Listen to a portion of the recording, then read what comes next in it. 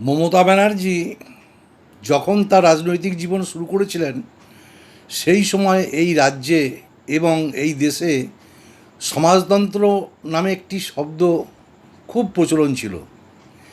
এই রাজ্যে বামপন্থীরা নিজেদিকে বৈপ্লবিকভাবে পশ্চিমবঙ্গ তথা ভারতবর্ষে সমাজতন্ত্র প্রতিষ্ঠা করার স্বপ্ন দেখাতেন।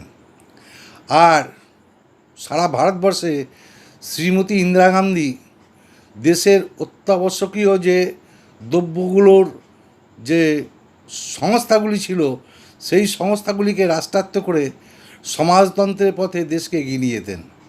অর্থাৎ সেই সময় মানুষ ভাবত সমাজতন্ত্র হচ্ছে অধিকাংশ মানুষকে সুবিধে এবং মানুষকে বেঁচে থাকার রাস্তা দেখানো।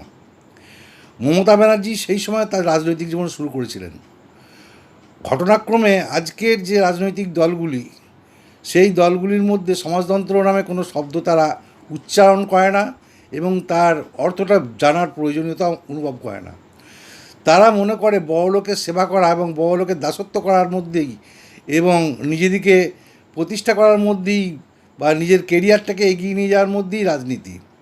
ন্যায়, নীতি বা ত্যাগ বা মানুষের কাজ এই শব্দগুলির সাথে সমাজতন্ত্র জড়িত আছে। নমস্কার।